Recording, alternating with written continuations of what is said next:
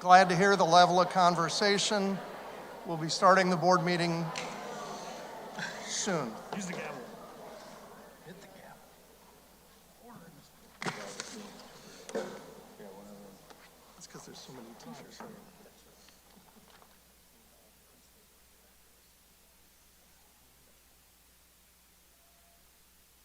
Good evening and welcome to the meeting of the School Board of Trustees for Bartholomew Consolidated School Corporation.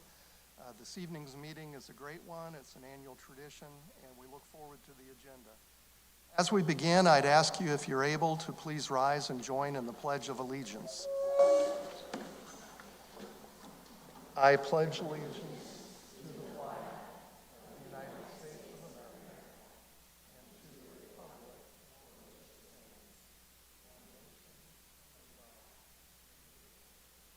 nation,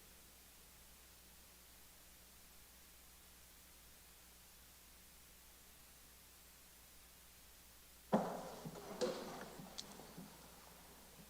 Our meeting has begun. We'll start with the call of the roll. Mr. Schultz. Mr. Glick. Present. Ms. Lloyd. Present. Mr. Stenner is here. Mr. Nowlin. Here. And Mr. Major. Yes. Ms. Wielden had a calendar conflict and is not able to attend this evening. But we do have a quorum, and we are meeting in order as we should be. Dr. Phillips, would you lead us through the affirmation of our mission, vision, and values? Sure, thank you, Mr. Skinner. Our vision is that work and play.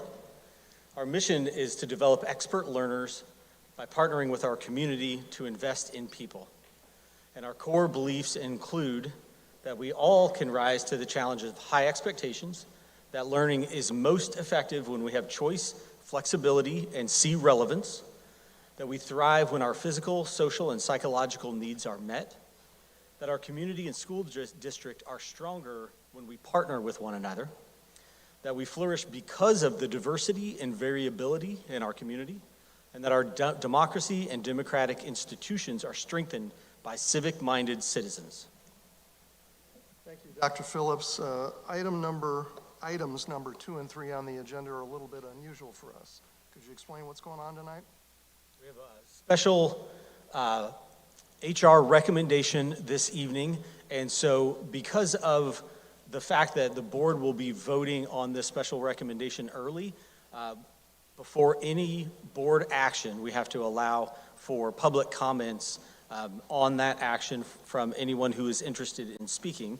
So prior to Dr. Stahlbaum making this recommendation, we would open the floor for any public comments that are specific to the HR recommendation of the principal at Richards Elementary School.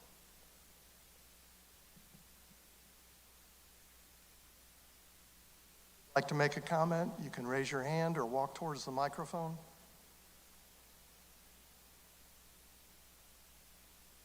Seeing no public comments, I think we can move on to the recommendation. Amy Mokus has been selected as the next principal at W.D. Richards Elementary School.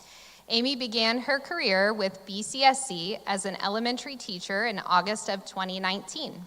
She then served as an elementary counselor before becoming the assistant principal at Parkside Elementary School in July of 2024. Amy holds a master's degree and license in building level administration with a bachelor's degree in elementary education. The interview team at W.D. Richards Elementary School consisted of teachers, support staff, and a parent who are all here this evening. I want to recognize Kayla Rice, Sarah Kaufman, Courtney Bush, Sarah Eckerly, Rochelle Simpson, Lauren Hubner, Nicole Havenar, and Sarah Jamerson as members of the interview team. The staff at W.D. Richards Elementary School identified the priorities for their next principal, and the interview team engaged in a comprehensive process to identify Amy Mokus as the candidate who aligns with those priorities. Darren Sprong, current principal at Richards, echoes the interview team's recommendation, stating, Amy is a passionate, dedicated, trustworthy, and exceptionally talented leader. Amy returns with a deep understanding of the Richards traditions and a proven commitment to our students, families, and staff. It is an honor to recommend Amy Mokus as the next principal at W.D. Richards Elementary School. Thank you, Dr. Stahlbaum. Board members, you've heard the recommendation from Dr. Stahlbaum. Is there a motion? Time that we recommend Amy Mokus to be the next principal at W.D. Richards. Second. Thank you, Mr. Blake. Second, Mr. Schultz. Any discussion? Questions? I think we're ready to move to a vote. All those in favor of the recommendation, please say aye. Aye. Any opposed, same sign? Oh, I'm sorry, I'm supposed to do a roll call. I messed that up. We're going to do a roll call vote. Mr. Schultz. Aye. Mr. Glick. Aye. Ms. Lloyd. Aye. Mr. Stenner votes aye. Mr. Nowlin. Aye. And Mr. Major? Yes. Thank you. The motion is approved.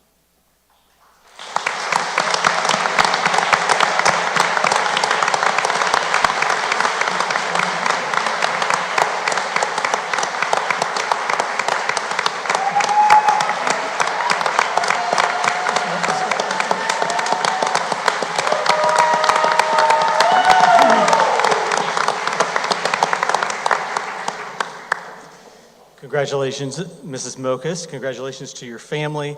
And Mrs. Mokus was selected among a high number of really talented internal candidates and some external candidates with lots of experience. And she was the preferred candidate by the cheering section in the back that you can see standing back there and their colleagues. So congratulations, Amy. Much. I think this isn't in my notes, but the number of Richards Raiders shirts is just so exciting to see. So thank you to them for showing up in that way. Thank you, BCSC's school board members, for your approval and for your trust in me to be the next principal at W.D. Richards Elementary School. I want to thank the interview and selection committee for their time, care, and thoughtfulness throughout the process, and for their trust in me to lead the team at Richards. I also want to thank Dr. Phillips, Dr. Stahlbaum, and Dr. Hack for this opportunity and for the ones that have come before that have prepared me for this role.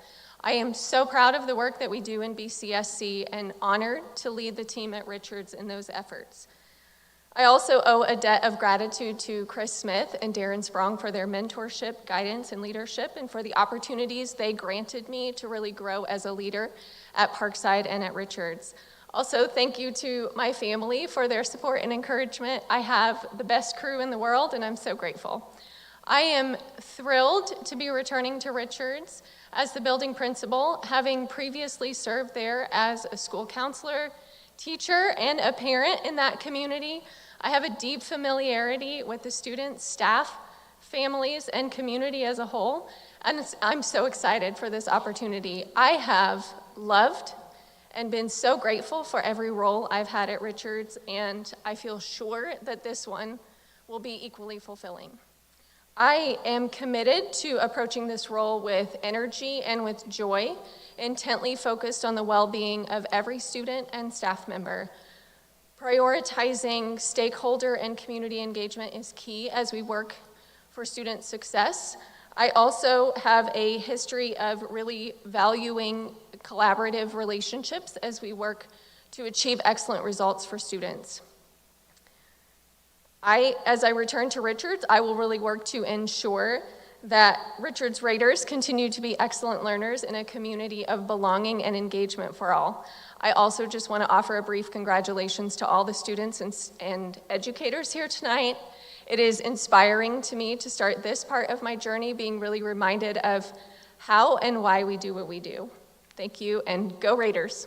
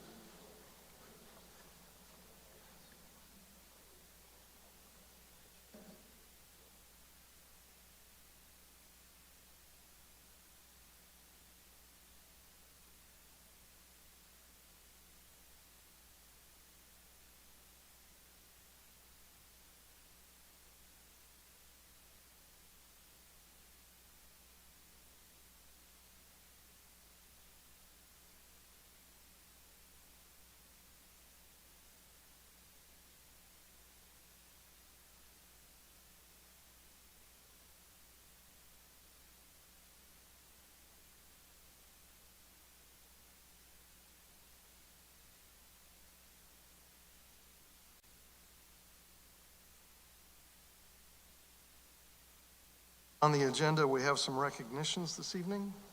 Dr. Phillips.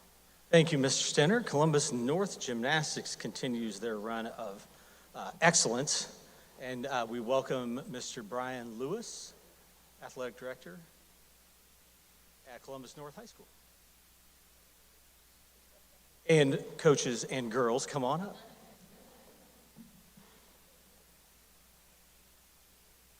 Evening.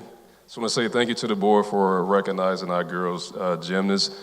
They put in a lot of hard work over the year, and obviously it showed. They made it to state and they placed 5th. But I don't want to take any credit for it. Our coaches have done a great job over the last 6 years since I've been here. They've gone to state every single year, and it clearly shows the passion and the love that they have for gymnastics. So I want to give Bob a chance to actually speak about his team this year.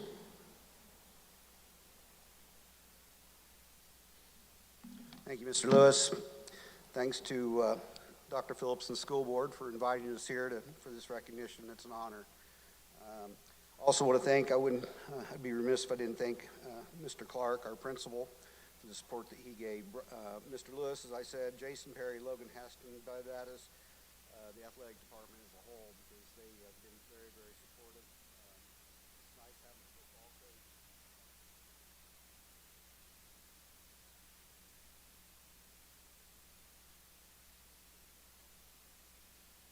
Anyway, just to give you a little bit about our accomplishments this year, we had a 9-1 dual meet season, one loss to New Palestine, unfortunately, but still a good record on top of that. We did get first in the Connorsville Invitational, which I believe was about 6 to 8 teams on that, and we got our revenge with New Palestine in that one.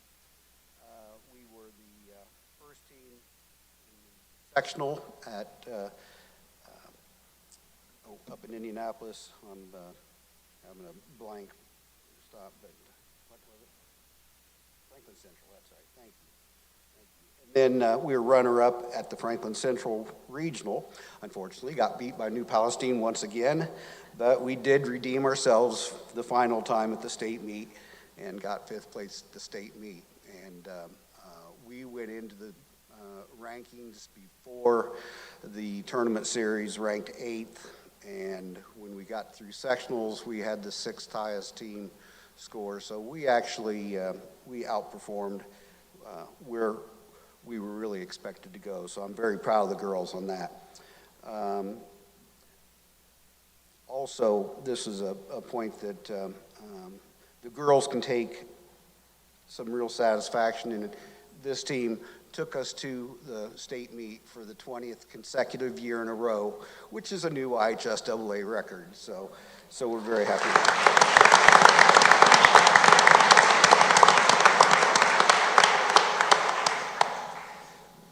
We also hold the 2nd highest number of total appearances at 30 years, and only 2 years behind Valparaiso. So we're very proud of that as well. You might keep an eye on Coach Freshour. She said, keep it brief, so if you see this or see this, please let me know. I will move on to just the introductions. Like I said, Sandy Freshour and I have coached for many, many years. She started here, I believe it was in 85, I believe, 86. So she's got a mere 40 years in the program. I started here at 82, 83, but left for overseas for a few years and didn't get back in until the beginning of the 90s. So we've coached together for 35 years. So pretty amazing. When these girls, sometimes if they start not being very respectful, I say, girls, I've got T-shirts older than you, and I'm not kidding. I do. Also, Michelle Escher joined us this year. Michelle is there, and she has been a longtime judge. She has coached also at various high schools, but when Claire was unable to come back, Michelle stepped in, and she's brought a really good perspective with her years and years of judging experience. So we really appreciate the fact that she was able to help us out and come do that for us. I'm going to introduce the girls, and I've asked them just to raise their hands. Our manager, Katie Castaneda, is here. Raise it up so they can see you. All right. We have some JV gymnasts. Quinn Carr is sick today. She was unable to make it. Kyla McGee, Elsa Murray, Kaori Takahashi, and they've worked real hard, and they're going to be part of that team moving forward, and hopefully we'll get more experience and join the varsity squad. All of our varsity gymnasts were actually part of the state team. The following girls were alternates. Addie Gill, who also was sick today, was unable to do it. Evie Richards was our floor exercise alternate, and Megan Young was our vault and bar alternate, and she's a freshman. Megan, you put your hand up. They see you. Okay, thank you. All right, and then the competitors, and these are the girls that deserve the credit for where we ended up. Hayden Harper, Carly Haston. Carly worked bars. Hayden was an all-arounder. Peyton Hewitt. Okay, and you might see everybody's dressed up real fancy, and I told Peyton she is in a cheer clinic right now, and she ran over here. She said, I don't think I can make it, and I said, no, you got to be here. Don't worry about what you look like. That's not going to be important. But anyway, and then Ellie McIntyre. Ellie's back there. Ellie was all-arounder also, right? And then Hannah Perry. And Hannah was also an all-arounder. And those girls just really did all the heavy lifting most of the year, and we very appreciate it. And we've got 3 of those girls, Ellie, Evie, and Hannah, are seniors, so we will be without their assistance next year. So we're going to count on the other ones to pull up their bootstraps and help us out. I believe I've got that. I think that's all I've got, but we do appreciate the invitation here once again. Did you have anything fresh? Okay. For affectionate nickname. Okay. All right. Well, thank you.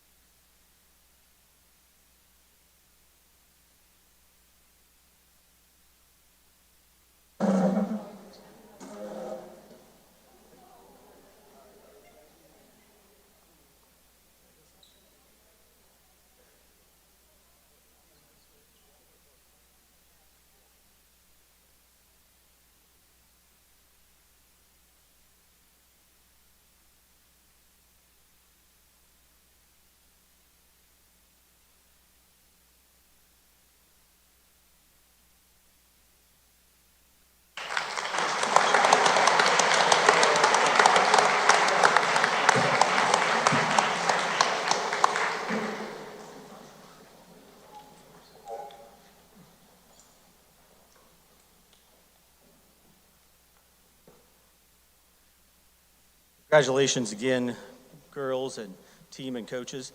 The biggest laugh was from the girls when the coach said he was told to be brief. I think they knew that was not going to be possible. I see some head nods back there. We also want to take a moment to congratulate this winter sports season academic all-state selections.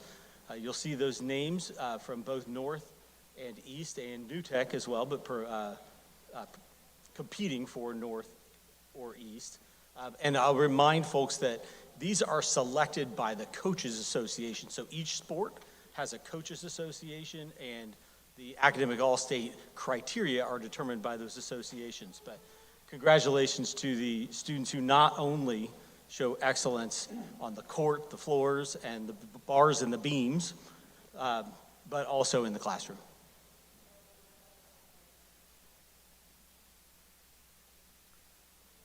Thank you, Dr. Phillips. Next, Dr. Stollebaum and Marcia Van Naaman are here to present the Edna Folger Award. Thank you for the opportunity to introduce the Edna Folger Award presenter, Marcia Van Namen.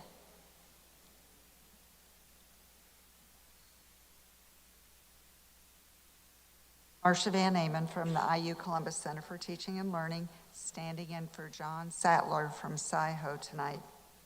Thanks to BCSC leadership and board members for allowing us to recognize our 2026 Folger Outstanding Teacher. I also want to thank our other partners, SciHo Insurance Company, the Community Education Coalition, and the Columbus Area Chamber of Commerce.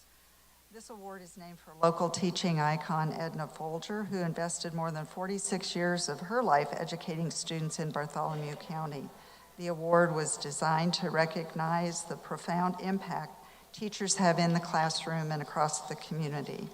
The Folger Award celebrates dedication to the teaching profession, ability to motivate students and/or staff to reach their fullest potential, innovation in teaching style and curriculum, the ability to form strong bonds and relationships with parents, students, and peers, contribution to the community outside the classroom. It's a challenge each year, as you might guess, to select one recipient from a pool of impressive nominees.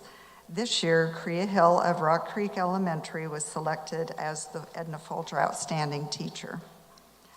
Like all previous Folger winners, Mrs. Hill is a talented educator with an unwavering commitment to the profession, to students, to her school, and to the community.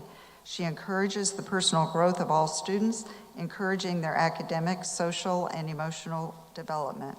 Crea serves in leadership roles which include piloting and implementing the growth model report card that guides students as they become expert learners. She uses UDL principles in her teaching to ensure all students have equal opportunity to succeed. She shares her knowledge with colleagues about using data to help students set goals and achieve their fullest potential. Mrs. Hill checks in with parents, especially after a tough day or an off day. According to her students, she always remains calm and knows exactly how to teach each student so they will learn. Her students stretch themselves and feel heard and supported even when they make mistakes. She uses creative ways to make learning fun, like studying spelling words using shaving cream, practicing skills by making food in class, and motivational tools like brag tags. After reading Charlotte's Web, she coordinated with a local farmer to arrange for baby pigs to visit the classroom. Mrs. Hill helps students understand their emotions and make smart, responsible choices like how to use their time wisely. She teaches them coping strategies, how to be a better friend and a school citizen. Crea seeks grant funding to support innovative ways to connect with students. Several years ago, she was awarded a grant to purchase and train a therapy dog that supported students and staff at the school. Crea owns and operates a local cheerleading gym, working with children from walking to seniors in high school. She probably had some of the young ladies who were up here from the gymnastics team. The gym features a team for students with special needs, ensuring that all students feel included and welcome. The cheer facility sponsors social events to keep students involved in the community, all while her teams place near the top in competitions throughout the country. Mrs. Hill is selfless, compassionate, and radiates joy. With her unique ability to connect with people, she inspires and engages students, colleagues, and families across the community. Please join me in congratulating the 2026 Edna Folger Outstanding Teacher, Crea Hill.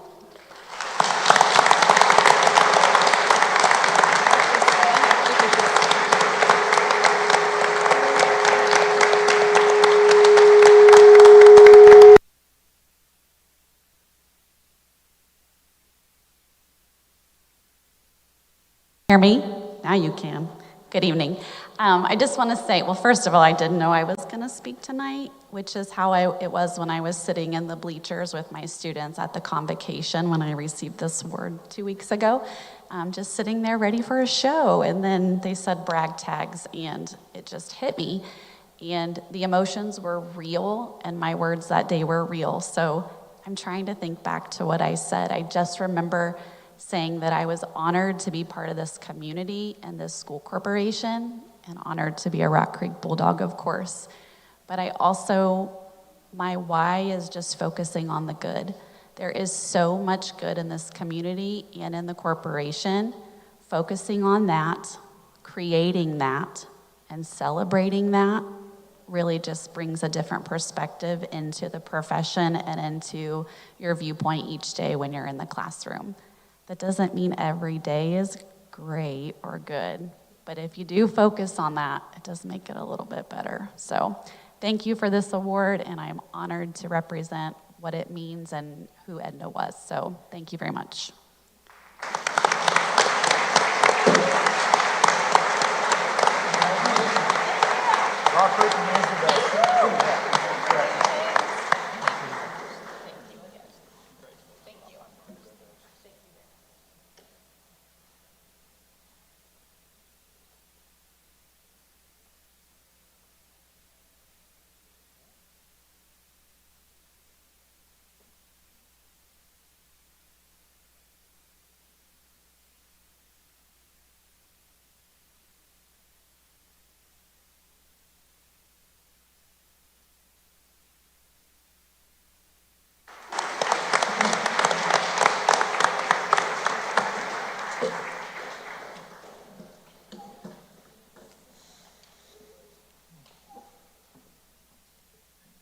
Congratulations, Ms. Hill. We appreciate you. As we move to the next agenda item, we'll begin with a video. Are we ready for that now? Here we go.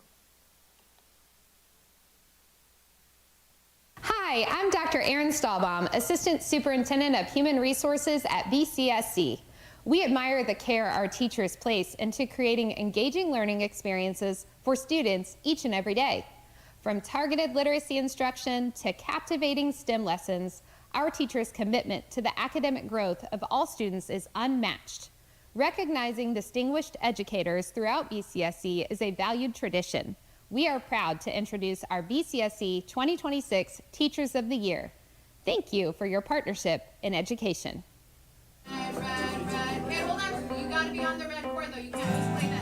So finding out about Teacher of the Year, I had no idea. I was completely surprised.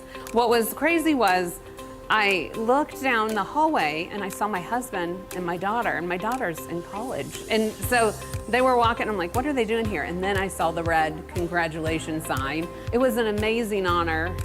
It was such a sweet surprise the way that it was done, because I had no idea that it was coming.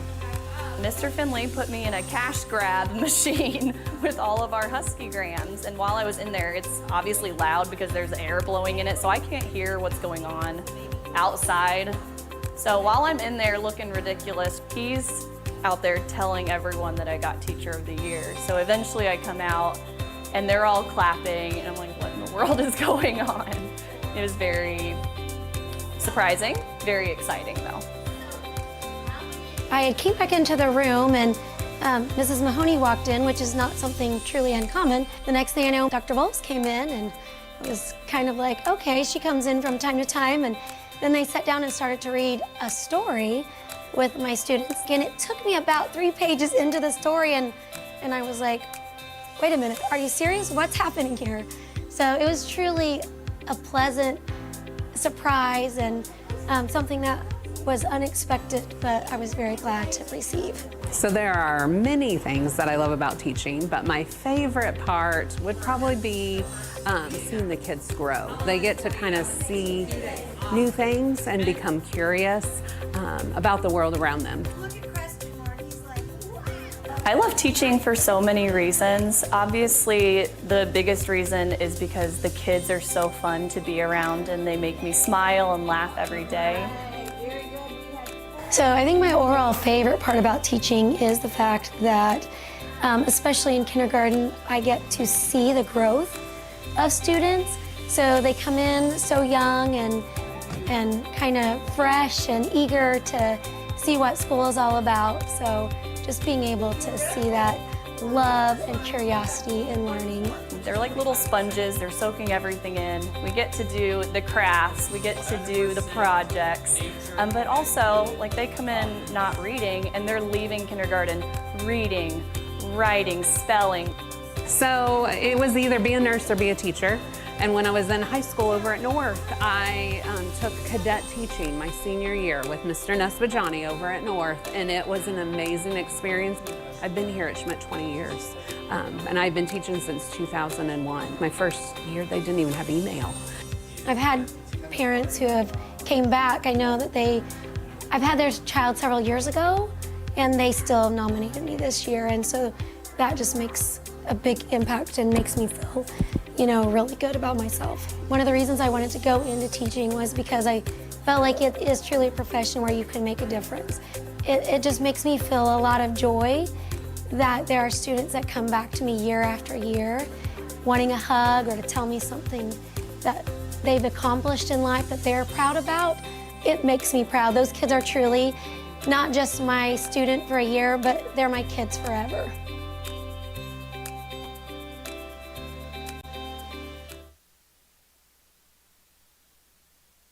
This is one of my favorite nights of the year. I love celebrating people, specifically the teachers that shape our students every day. So I am honored to announce the 2025-2026 Teacher of the Year for each BCSC school building.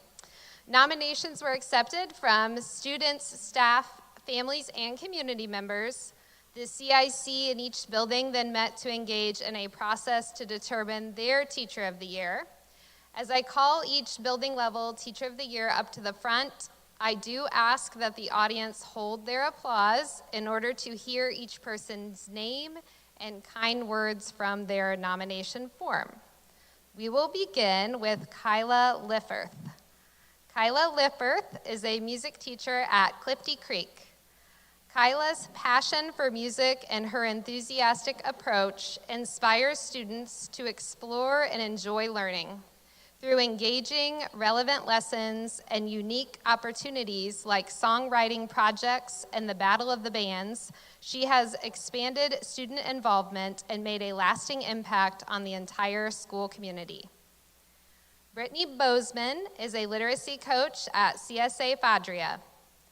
Brittany demonstrates exceptional instructional expertise in early literacy, using research-based practices and the science of reading to strengthen classroom instruction and significantly improve student outcomes. She builds teacher capacity through collaborative coaching, modeling, and data-driven support, creating a culture where educators feel empowered and confident. Melissa Sanders is a kindergarten teacher at CSA Lincoln. Melissa's dedication to her students is evident in the way she takes the time to visit pre-K classrooms to understand each child's needs and ensure a smooth transition into kindergarten. Through strong relationships, thoughtful differentiation, and high expectations, she ensures every child leaves her classroom confident, cared for, and prepared for first grade.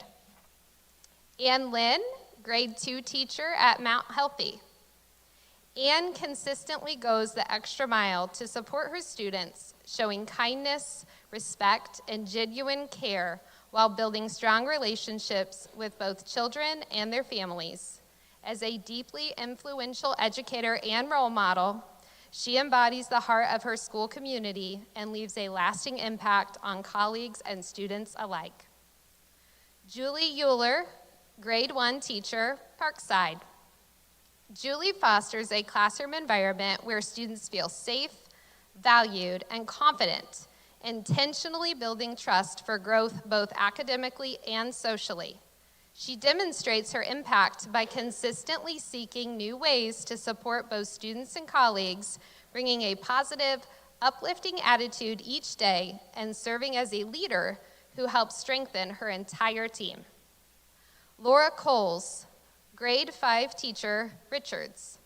Laura is a focused and driven educator who models hard work, kindness, fairness, and compassion while challenging her students to think critically and reach their full potential. She demonstrates a deep commitment to her students by staying actively involved in their progress and providing ongoing encouragement and guidance to help them succeed both inside and outside of the classroom. Kristen Davis, grade 4 teacher, Rock Creek. Kristen's impact extends far beyond the classroom as she continues to support her students by attending their events, ranging from basketball games to ballets, and enthusiastically cheers them on as one of their proudest supporters. She holds students to high expectations while teaching character and life skills, a lasting influence reflected when former students invite her to special events to recognize the meaningful role she played in their success. Michelle Wells, grade 4 teacher, Schmidt. Michelle creates a classroom where students are excited to learn through hands-on lessons such as observing tadpoles and hatching chicken eggs. She not only keeps her students engaged and supported, but also uplifts her colleagues by sharing strategies, answering questions about curriculum and data analysis, and helping the entire grade level succeed. Amy Bittinger, kindergarten teacher, Smith Elementary. Amy brings incredible patience and care to every student, building confidence step by step through her work with Reading Foundation's intervention groups that has led to measurable growth across the building. Beyond the classroom, she collaborates with colleagues, serves on committees, and brings positivity and heart that create a welcoming and supportive environment for absolutely everyone. Julie Risley, special education teacher, Southside. Julie is a student-first teacher who demonstrates exceptional dedication, from individually preparing lessons for each child to literally running alongside a student so they could participate in cross-country practice. With her experience, thoughtfulness, and collaborative spirit, she supports her classroom and colleagues through sharing knowledge and working closely with the entire school team. Rebecca Riker, grade 6 teacher, Taylorsville. Rebecca is a dedicated educator who prepares her students for middle school by holding them to high expectations and using creative strategies to make learning engaging, especially in math. She also uplifts her colleagues, offering support, constructive guidance, and teamwork that strengthens the entire school community. Peggy Williams, special education teacher, Central. Peggy goes above and beyond teaching academics by taking the time to support her students personally, listening to their concerns, celebrating their successes, and holding them accountable so they grow both academic and socially. She treats colleagues as family, valuing everyone's input and stepping in to help whenever and wherever she is needed. Andrew Tucker, English teacher, Northside. Andrew is a dedicated educator who invests in his students, providing choice, scaffolding, and Spanish translations to ensure every child can succeed. He also leads and supports his colleagues by organizing data, planning collaborative projects like the Slam Poetry Contest and Outsiders Day, and sharing strategies for family engagement, UDL, and inclusive teaching across the school. Lisa Porter, science teacher, Columbus East High School. Lisa brings science to life for her students using unforgettable hands-on experiments like burning elements to reveal atomic properties and physically demonstrating electron behavior, making complex concepts both engaging and memorable. Beyond the classroom, she creates extraordinary learning opportunities, including trips like the Ocean Science Research Experience, giving students real-world applications that deepen their understanding and curiosity. Scott Sievers, business education teacher, Columbus North High School. Scott makes learning engaging and relevant by teaching financial skills, from managing money and investing to planning for a debt-free future, all while fostering open discussions that encourage students to think critically and learn from each other. Beyond the classroom, he builds personal connections with every student, attending their events, writing recommendation letters, and supporting them individually so they feel seen, valued, and motivated to succeed. Bjorn Gaylord, English teacher, CSA New Tech High School. Bjorn creates a classroom where every student feels cared for and supported, helping them develop a love of reading while guiding incoming students to navigate the demands of high school.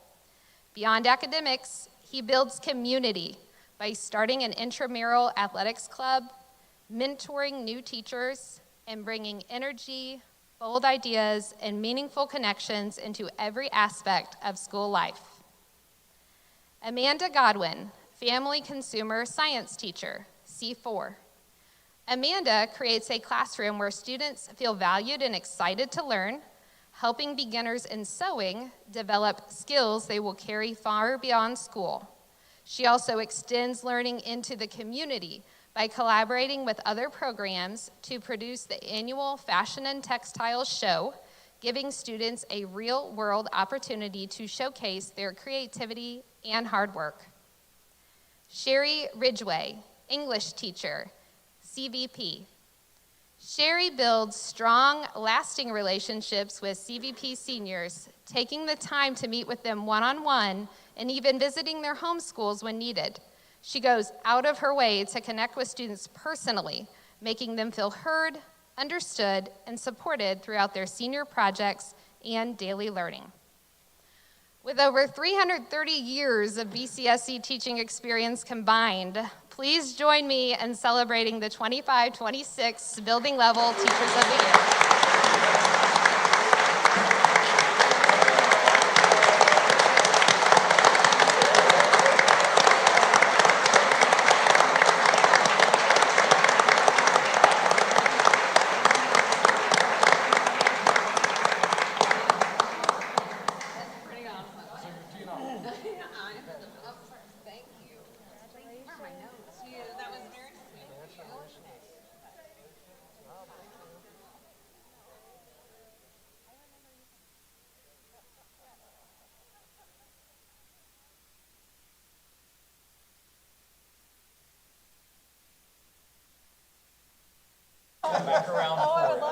Oh my gosh, congratulations.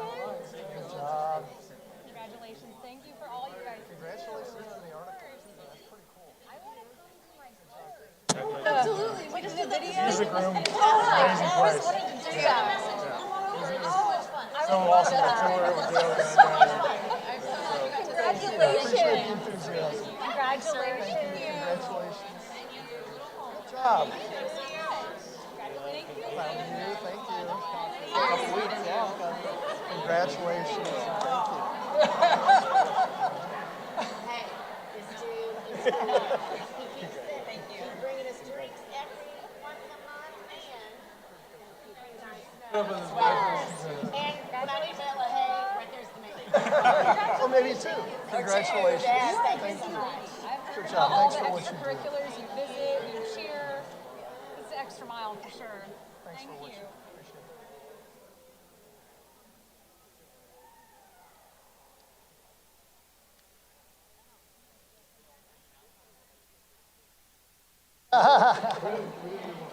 If the first ones leave, we won't have to do it. I want to go to Outsiders Day. I want to have my colors red. Maybe some people do. There goes the crowd. Might as well take a minute. And I re-up on my hand sanitizer. Rich, you need to invite everybody sitting in the back to move forward. Like at church? I don't know whether to be offended or not. Everybody just pieces out.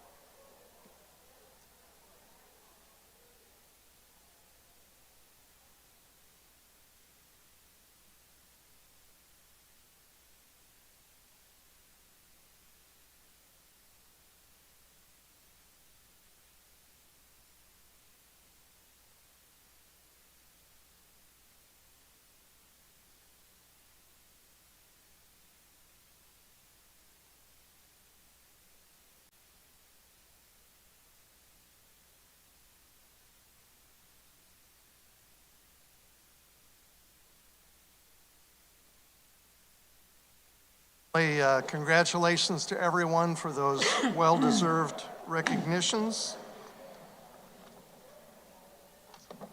As we move on in the agenda, the next item is school board member reports. Mr. Major, I think maybe, I don't know if you have a report or not, but you wanted to talk a little bit about the reporting policy. This might be a good time for that. No, this is not a good time for that. This is committee reports, so I'll talk about that later. Okay. Yeah, so redevelopment, there was a redevelopment meeting last week, but because we had 2 executive sessions, I was unable to attend that meeting. So I'll give an update after the next meeting. The Health Trust did not have a meeting since the last one, but our next meeting is on April 6th.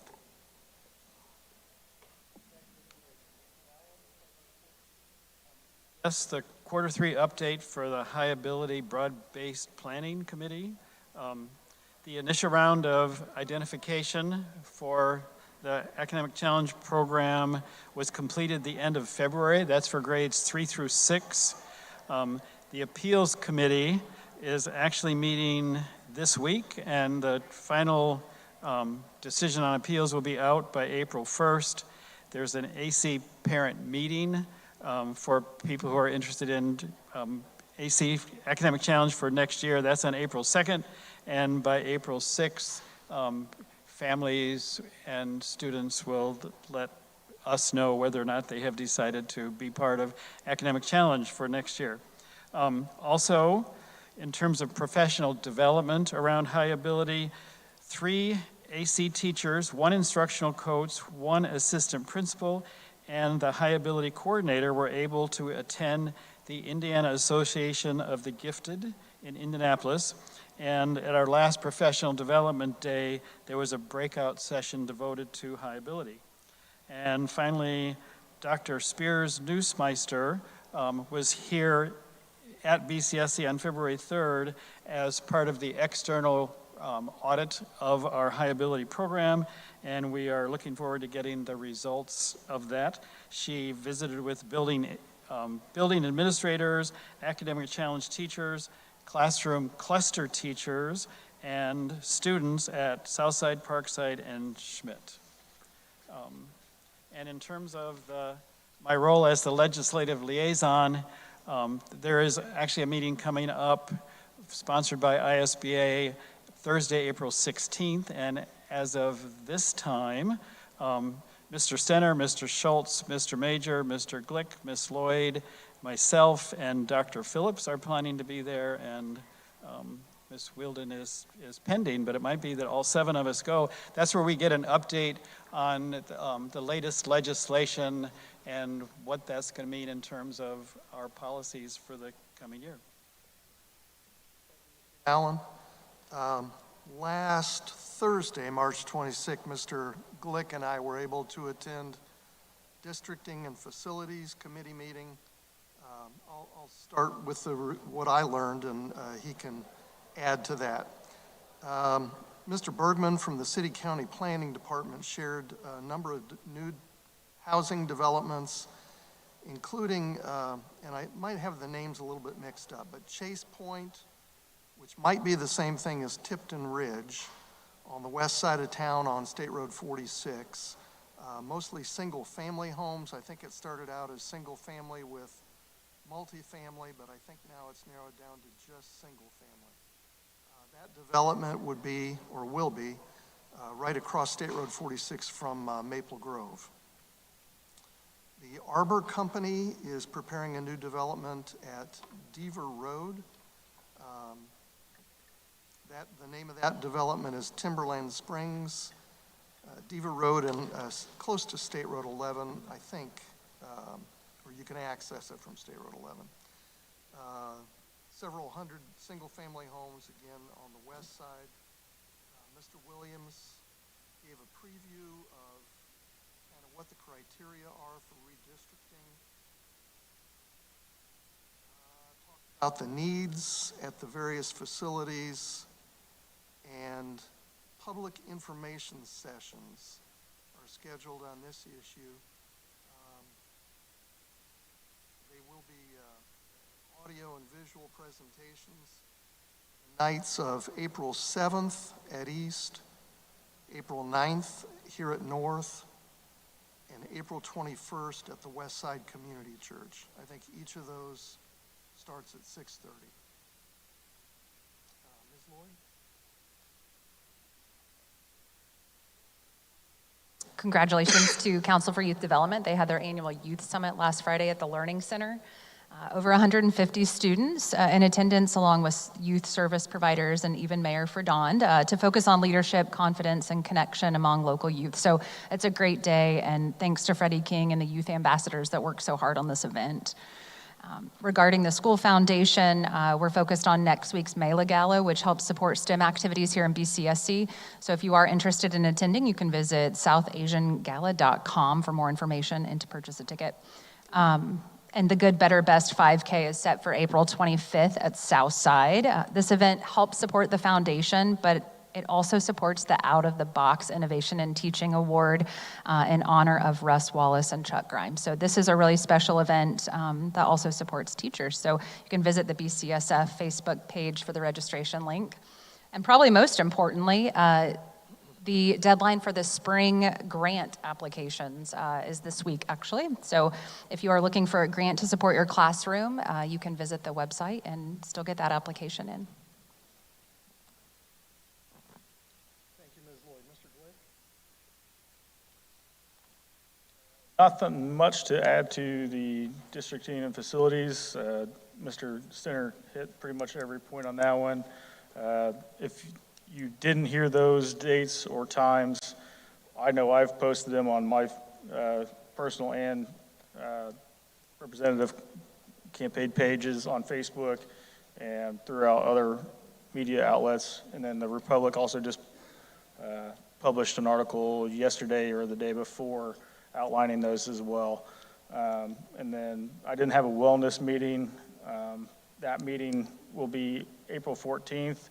But just a reminder, coming up in the next week or two, BCSE is participating in the Indiana Youth Survey, and that is for grades 6 through 12, and that is an opt-out survey. So you should have got a notification from your schools on whether or not you wanted your student to take those or not.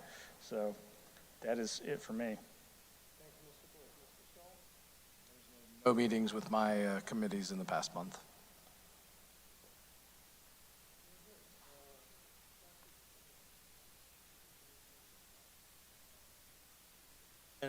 As you know, our first strategic focused area is making sure that every student has mastered foundational reading skills. It'll probably be 3-4 months from now before we have final iRead results, but the first administration is complete, and Dr. Hack and her team have an update on that first administration.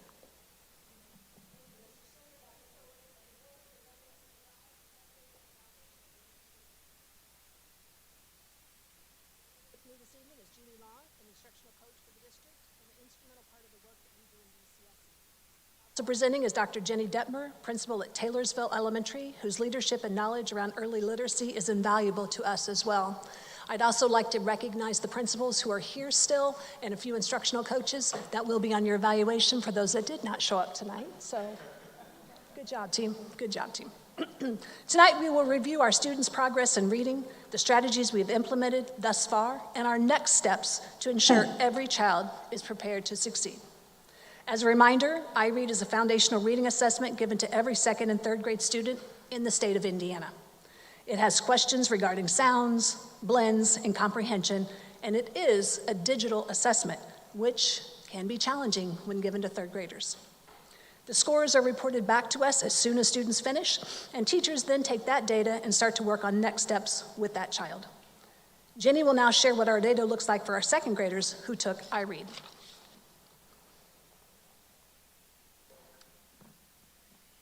In the spring of 2024, we implemented universal second grade iRead testing across BCSC for the first time, establishing a baseline percentage of 44% of our second graders that passed in that year of 2024.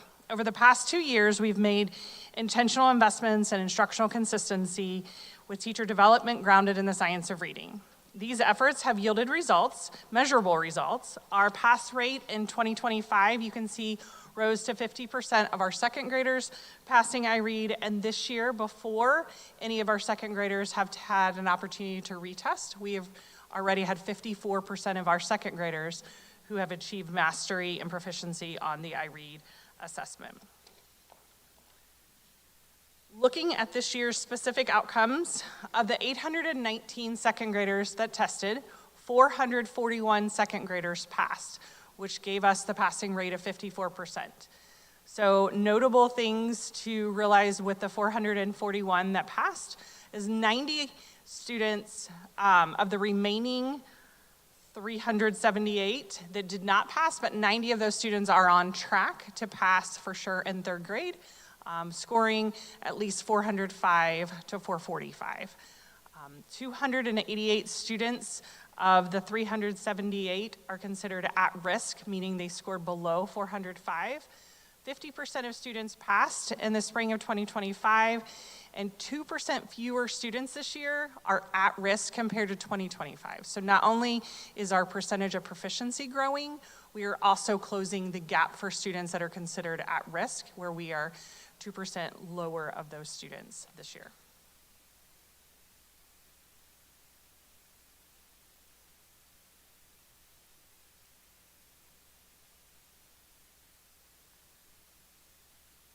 So now we look only at our third graders who took iRead this year.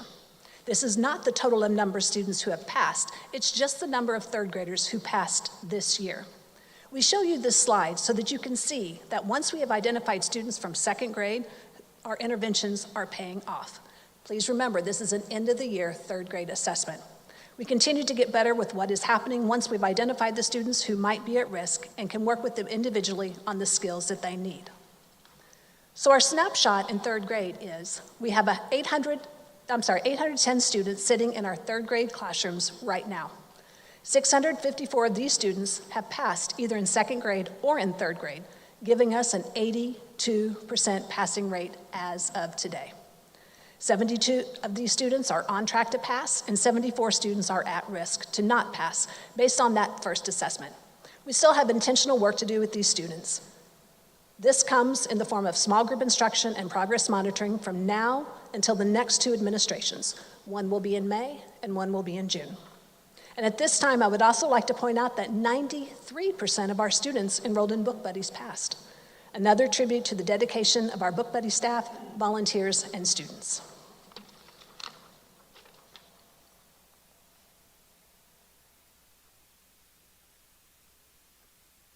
With all this being said, we have a projected rate of 90% at the end of third grade.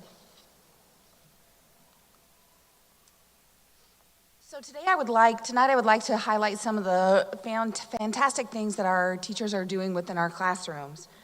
I would like to point out one specific strategy that has really made an impact in our schools this year that we just implemented, and that was the K-3 mentoring and coaching team.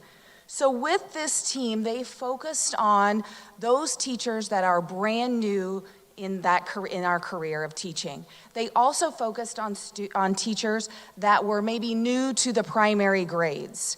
So they really are focusing on providing targeted guidance around those foundational literacy components, and they're also working to really build some support with those teachers around instructional procedures to really strengthen those early reading outcomes.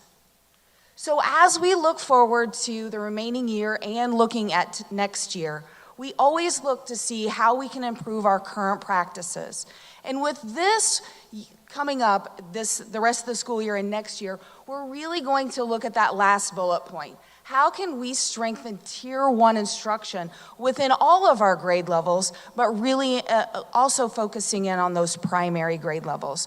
When we think about Tier 1 instruction, we are looking at how do we prioritize clear, consistent, grade level expectations with rigorous content in all of those grade levels, no matter where you are on track or at risk. That Tier 1 instruction, really prioritizing that grade level content. We also would like to align our current instructional practices around our Indiana academic standards. With that, we'll use data, especially prior to iRead in our kindergarten, first grade, second grade.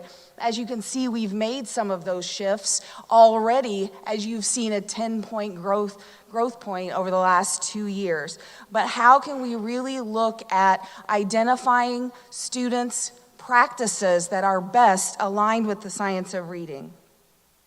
We also want to focus our support where students need that the most to really accelerate their growth.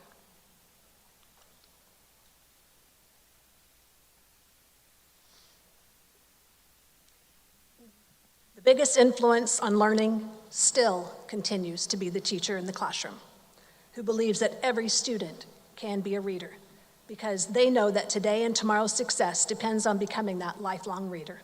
Can you imagine what your life would hold as an adult who couldn't read? So the relationship between the teacher and the student is critical.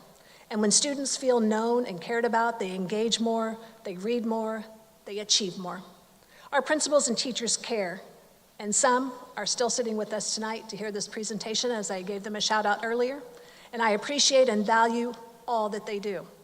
These test scores are only one piece of the work that they do and are a tribute to the hard work happening in our schools. These 146 students that we still have to get over the hump have a story, and the staff in our schools know those stories, because those stories are part of the whole child, and the whole child is who we educate. So we will continue intentionally instructing with our students who are just learning the English language and still have to be tested. We will continue to cross barriers with our students who have significant learning disabilities and still have to be tested. We will continue to build relationships with our students and families who enroll in May from other states, other countries, and still have to be tested. Success takes on many forms, so thank you for letting us share a little bit about our reading journey and success in BCSC. As you can see, we are passionate about this work. It matters, and our students deserve our very best. It's why we are here.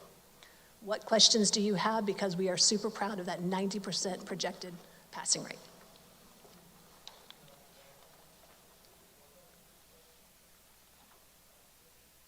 I think for me, you had an interesting comment about the number of kids that still have to be tested that are move-ins.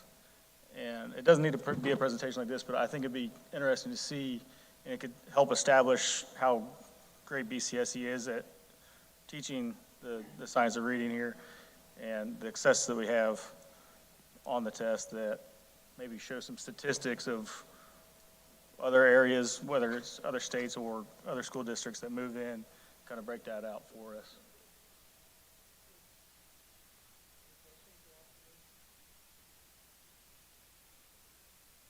I don't have a question, but I'll tell you, when we had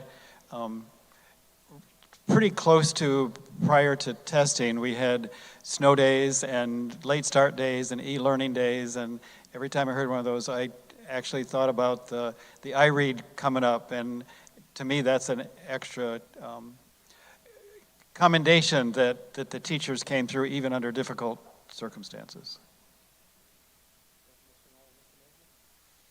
I appreciate all the effort that all the teachers and their support staff around them, the aides as well, and let's not forget about the parents that have been the primary source of early learning for children. I will ask this. I hope you have learned enough about me that you should have anticipated that I was going to ask about, this is good for iRead, but do we have anything for iMath?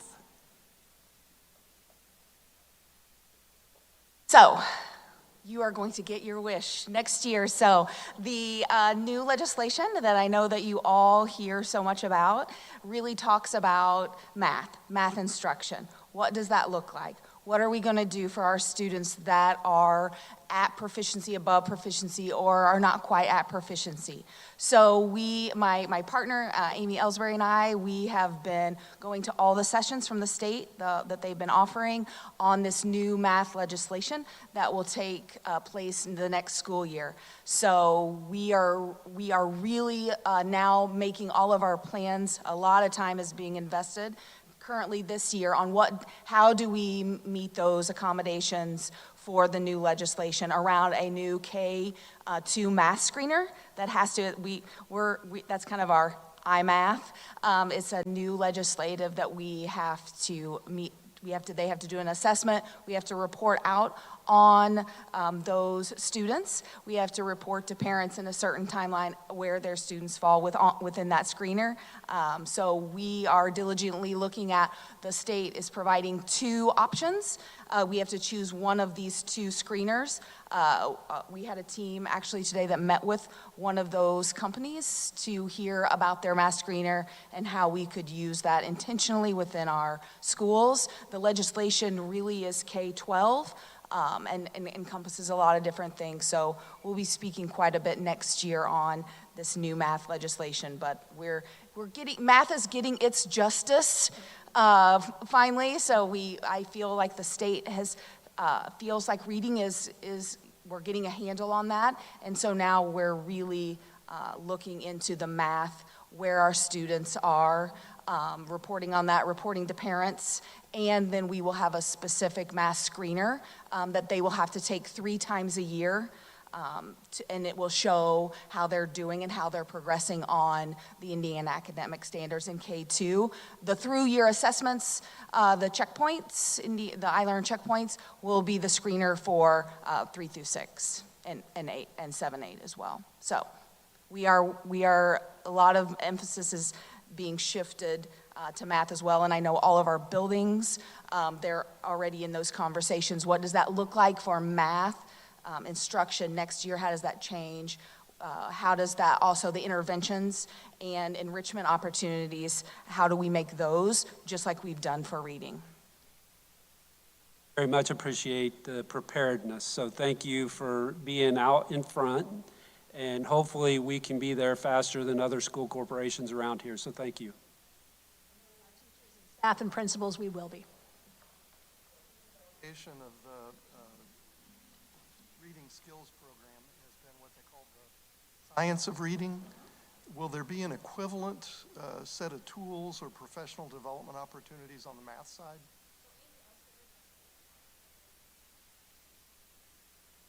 But then also what's the instruction behind that. The state has not given us guidance, but they look heavily at Florida State and the work that they do there. So I wouldn't be surprised if we see some alignment there, but we've not been given any set of directions on what's the best research-based program. And so we're going to continue using our best research-based program, which is our adopted series, and then look this first year on what the math screener is, how those work together, and then come up with the best plan for our students and staff. Mm-hmm.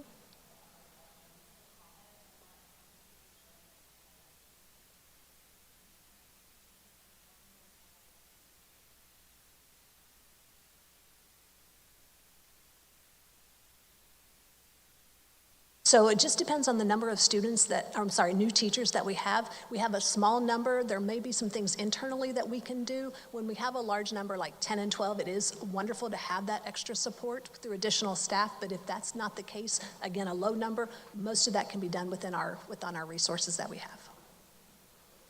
Mm-hmm. But again, shout out to Gail Coors and Polly Major. They've created resource packets and research materials that we can continue to use. Thank you.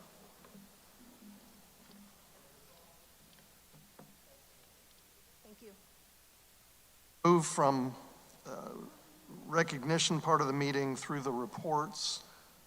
Before we get to action items, we have the opportunity for comments from the public, which is appropriate. Any member of the public that wishes to speak on an action item that's coming up, I should probably, there are several rules. The most important is 3 minutes. And we have one person who has signed up to speak this evening. That is Katie Bush. And is this working? Can you see this? See the 3 minutes. We're ready to start. Thank you. Okay, perfect. What a way to start a week. A lot to celebrate tonight. Thanks for the introduction. My name is Katie Bush, and I am here just to publicly declare my intention to run for BCSC School Board in the fall. I live in District 1, and there is no doubt in my mind over the coming months we will talk more, but wanted to use just a minute or two to tell you a little bit more about myself and what's driving that decision.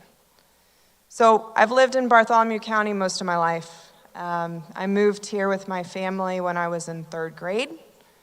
Growing up, my mom was a teacher, and both of my parents owned a small business. So education, service, and community was a big priority in my household. I graduated from Columbus East and married my husband, David, who hails from the Bush family, who has been farming on the east side of Bartholomew County for, I think, over 4 generations now. We both went to Purdue. We moved back to Columbus to raise our 3 kids here. So we have a past, a present, and a future student in BCSC. And in parallel to raising our kids in Columbus, I worked at Cummins for, give or take, 20 years. And then most recently at the Heritage Fund, the community foundation of Bartholomew County, doing work on scholarships. And for me, that was a great reminder, reinforcement that my passion has always been and continues to be with young people and in education, which is why I'm here today. So if I were to be elected to this position, my priorities or focus areas would be on supporting academic excellence, we've heard and seen so many great teachers. We want to keep them around in BCSC, so retaining great teachers and making sure our schools continue to be safe.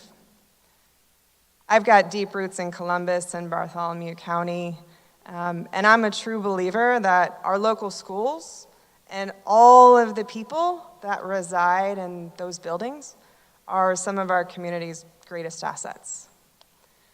I'm actually really, really excited by some of the current and future initiatives that you, the board, and the administration have developed.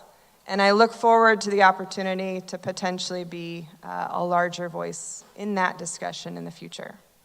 So again, thanks for the time. My name is Katie Bush, and I intend to run for BCSU School Board.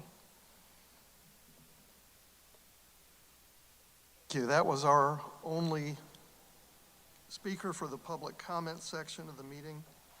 So we're done with that.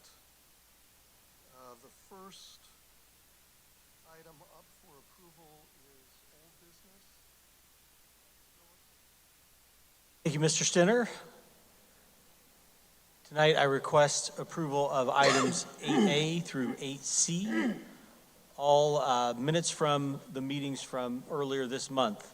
The public work session that was prior to the meeting on March 2nd, the regular school board meeting that followed also on March 2nd, and then also the executive session from March 23rd.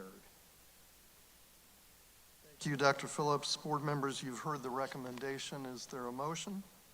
I motion to approve items 8A through 8C. Thank you, Ms. Lloyd, and thank you, Mr. Glick. Any discussion?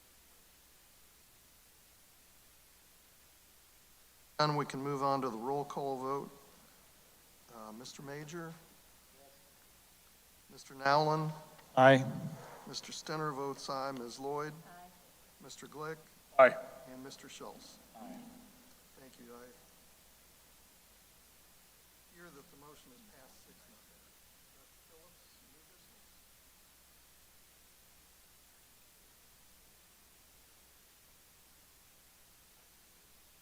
business? 9D, including supplemental contracts, field trips and professional leaves.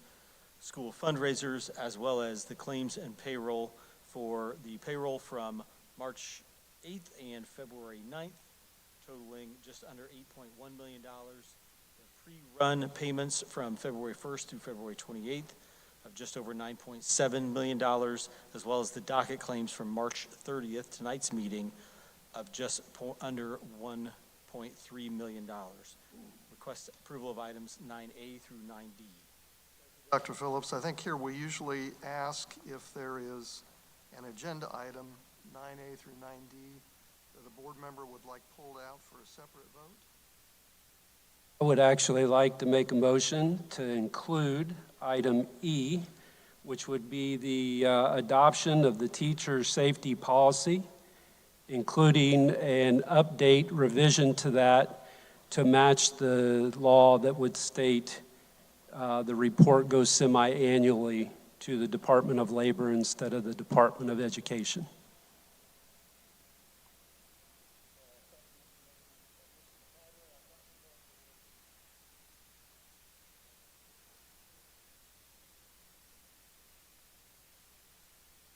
So for the employee safety policy that was presented at the previous meeting in March, that was the first reading for that policy.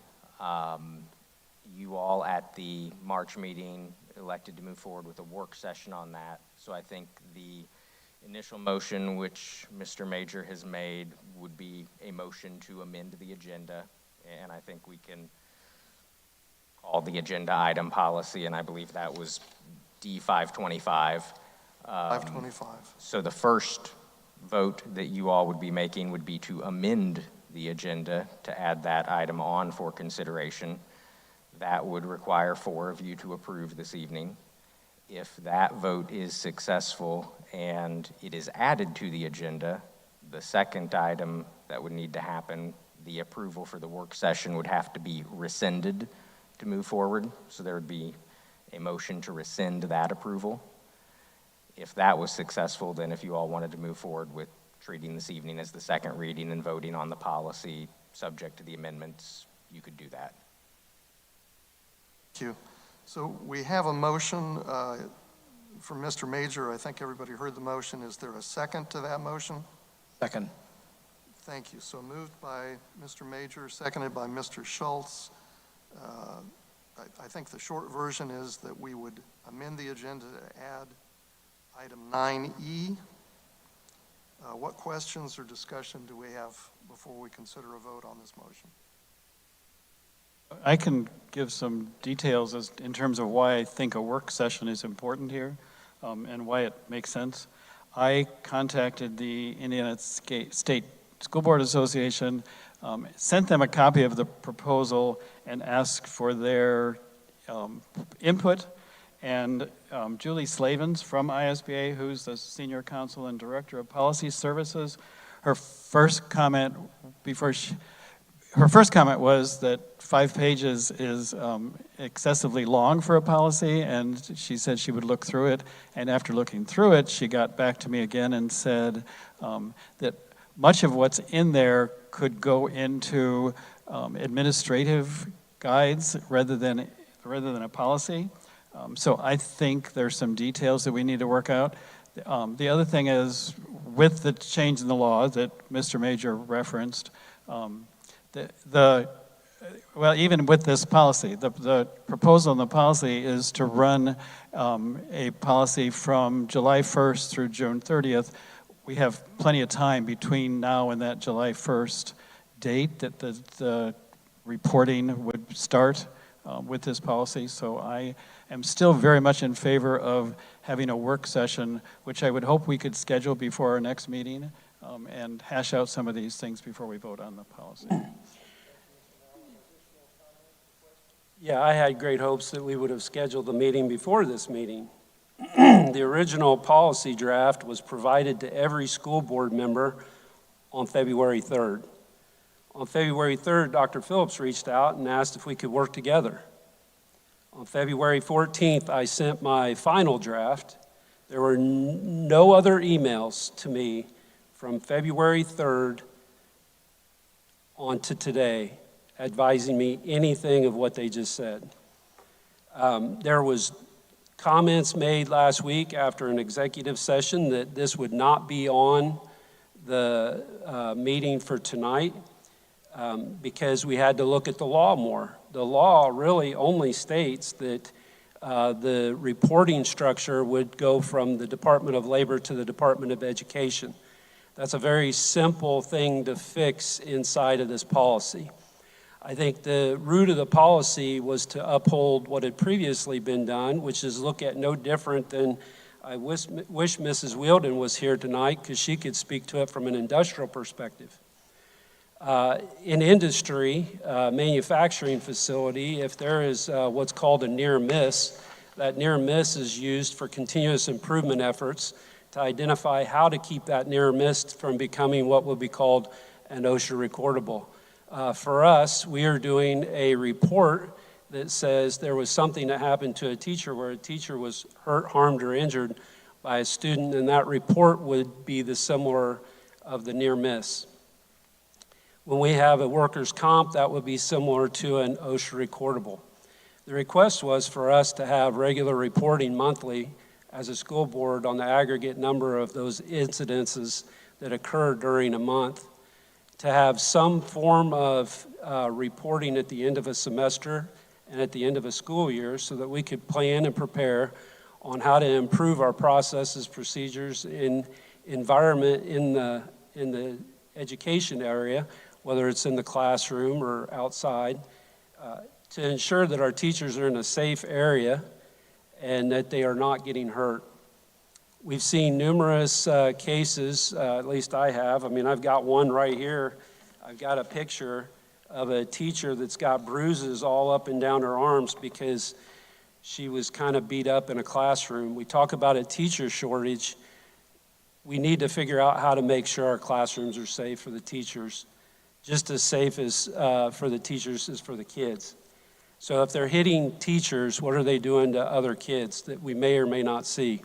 So we need to work on discipline. Also included, and I did not include this in my draft, but it also, the law increases the penalty for battery on certain healthcare employees and school employees.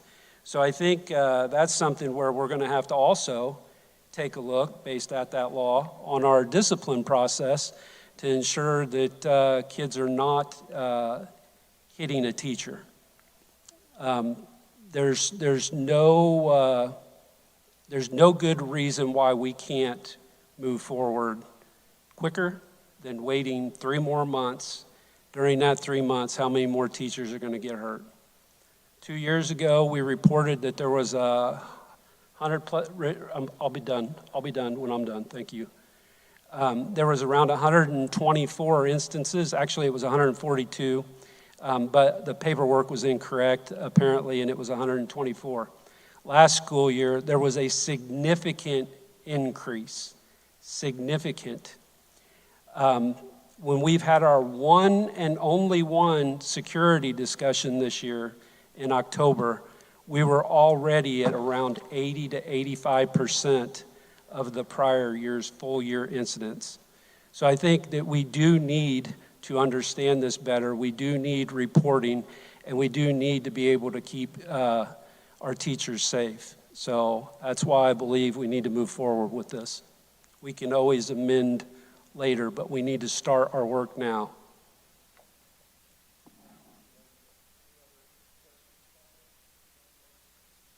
I've got a couple as well. I think when we talked about work sessions and we created, I think Mr. Allen, Mr. Stenner, and I were on the subcommittee, the intent of a work session was not to delay, it was to give us an opportunity to discuss.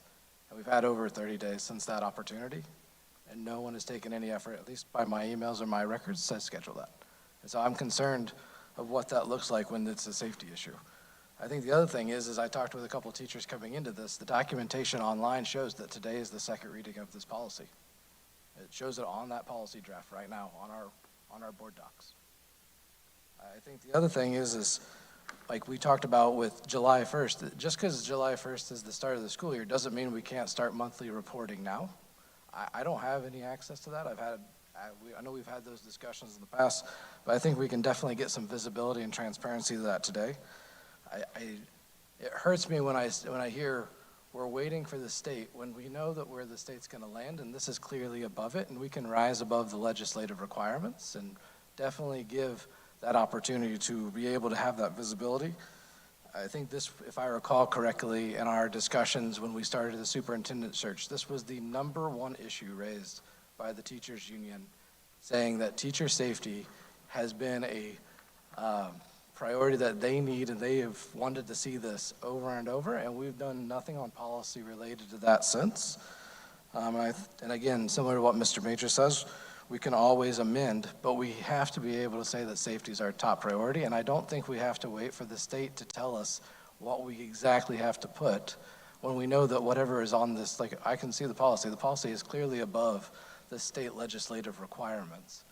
Regardless of the reporting institution and clarification of whether it's going to go between the Department of Workforce or the Department of Education.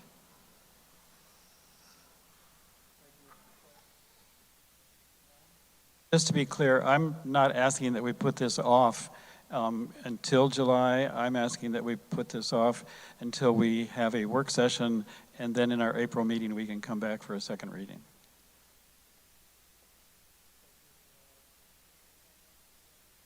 My question is for Mr. McIver, because this is the first time that we've experienced where we've had an agreement for a work session, and part of the next motion should be to rescind the work session, correct? Correct. But if that was not an actual board-approved item, how does that work? Just because we said we're going to have a work session, we never voted to have one. So Robert's rules would recognize multiple ways that the board can approve an action. Sometimes you have a voice vote, sometimes you have a roll call vote. Robert's rules does recognize approving things by consent, and generally for procedural process type things like that, that is what's most common.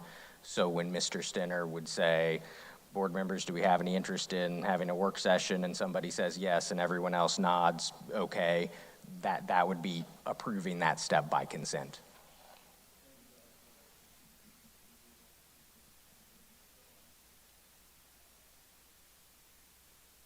That supersede the fact that the second reading is labeled as today's date on the policy. I'm not familiar with what Mr. Schultz had referred to. On the agenda, I did not see it, but I don't know what part of board docs. Top right of the board docs for the policy and draft.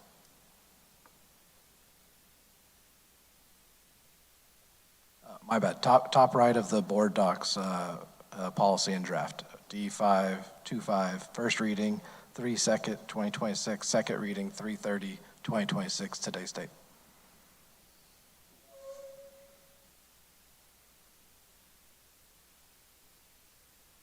But, thank you, Mr. Major. I would tell you that the agenda is what we're working from, and the agenda that gets posted and goes out to you is the agenda. So that, your first step is to amend that agenda to add D525 back. And again, if that step is successful, then rescind the decision to have a work session. If that is successful, then you have a chance to vote on the policy or make amendments to the policy and then vote on it.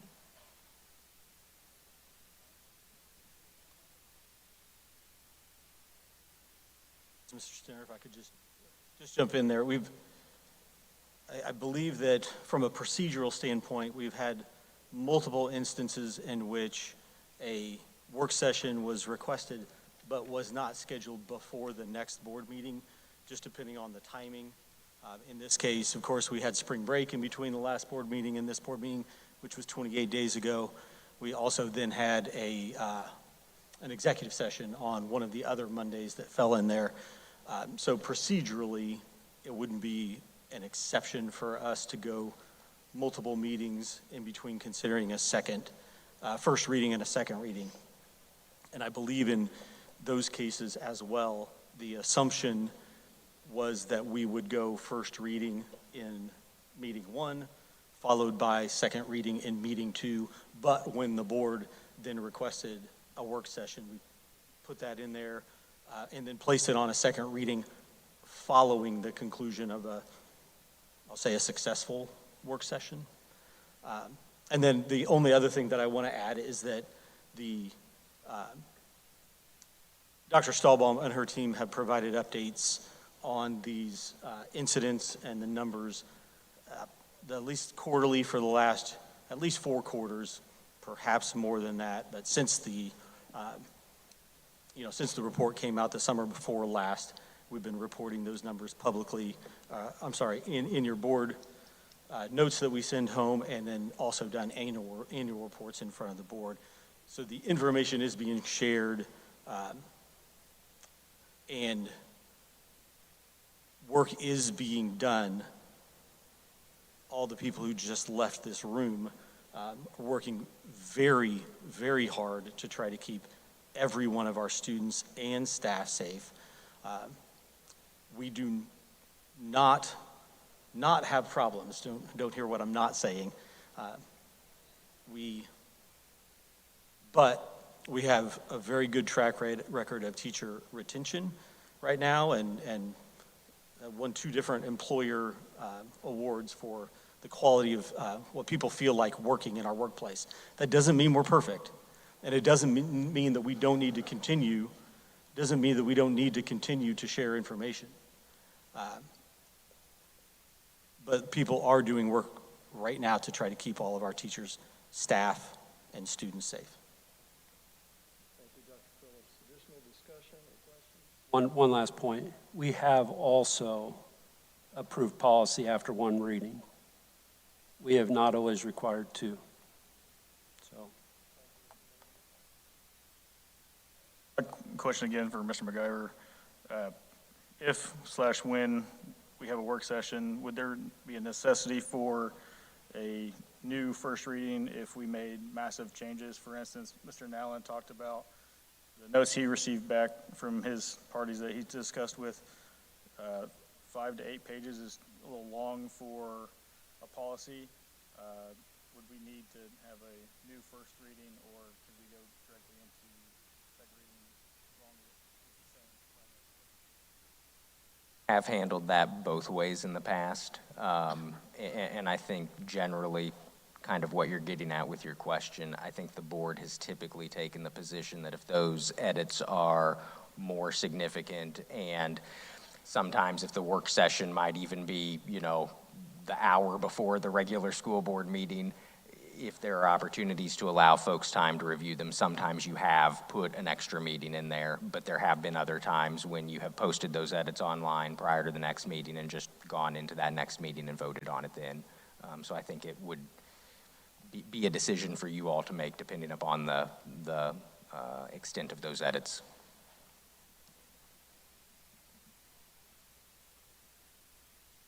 Seeing that we're reaching an end of the discussion, I'll remind everybody that the motion before us is to add a new agenda item, item 9E, which is the new policy drafted by Mr. Major, D525.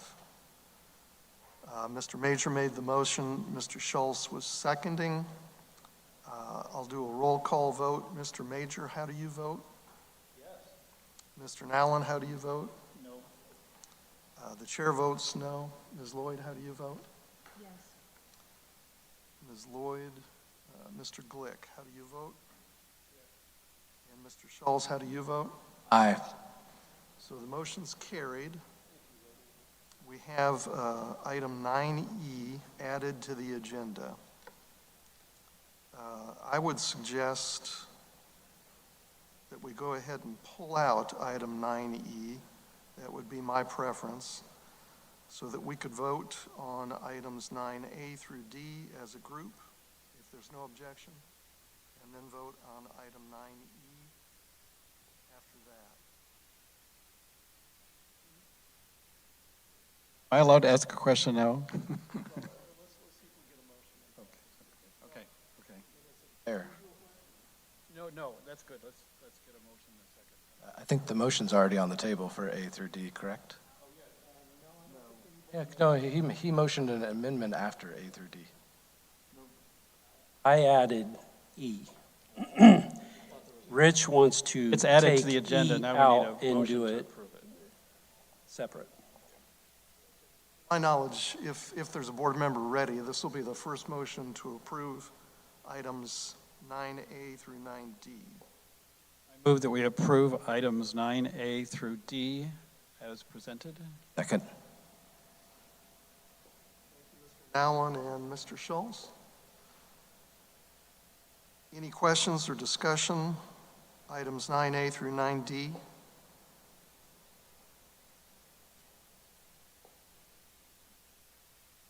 Hearing none, we can proceed with the vote. Mr. Major, how do you vote?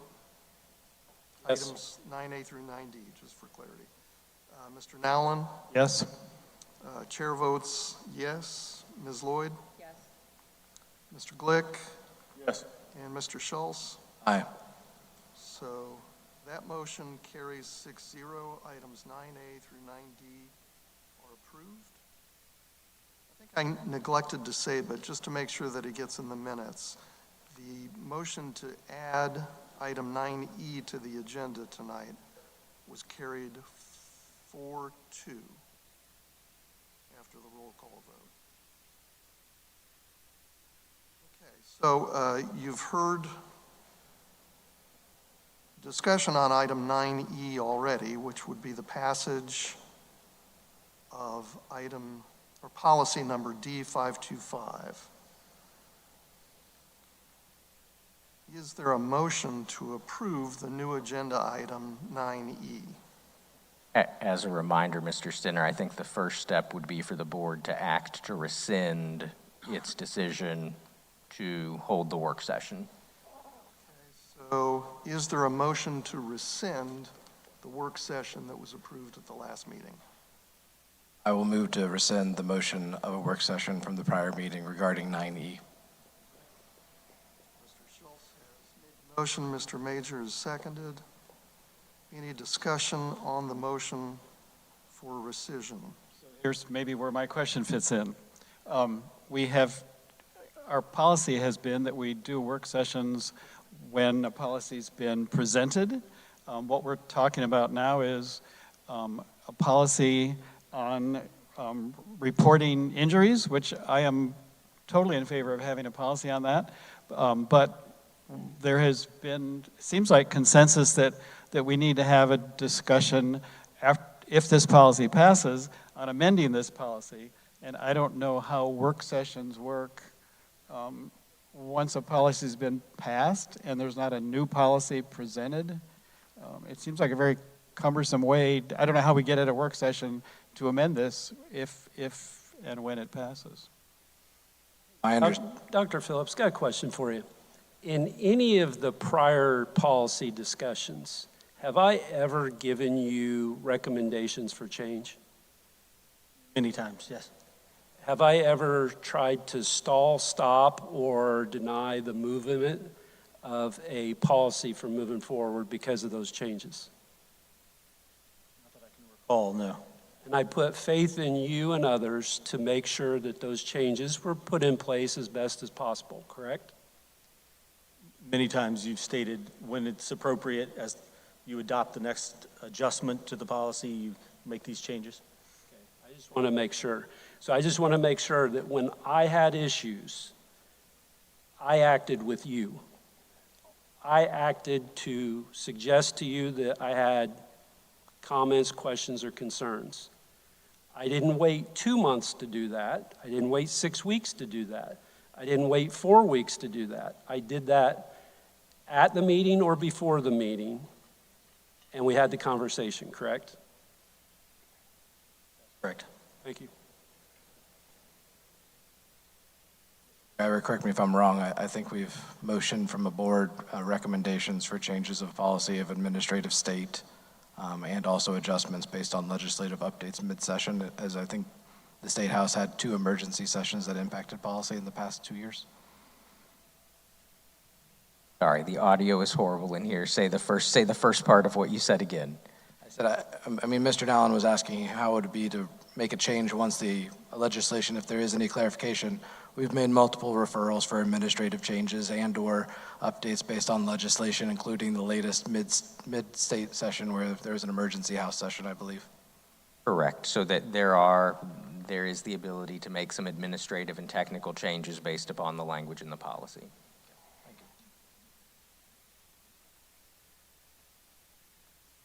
Discussion? I believe the motion in front of the board is to rescind the work session that was agreed to at the last meeting. If we're ready for a vote, I'll do a roll call vote. Mr. Major, would you vote to rescind the work session? Yes. Mr. Nowlin, would you vote to rescind the work session? No. Chair votes no. Ms. Lloyd? Can I make a comment? Am I allowed to do that? Certainly. I do think a work session would have been nice as a newer board member. Sessions that we have had have been helpful. I think we work much better when we're collaborative around a table and we can speak freely and openly about policy and other things.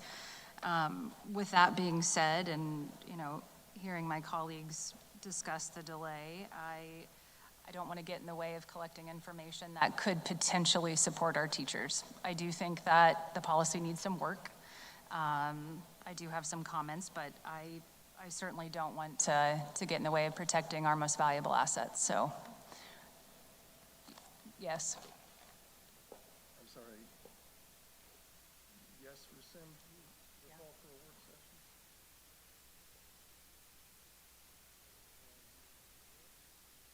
Aye. Yes, and Mr. Schultz. Aye. So that motion is carried 4-2. Mr. McIver, unless I'm wrong, we're ready for a motion on item 9E, the new agenda item? Correct, and to the extent that you are making edits this evening, those amendments would need to be made to the policy.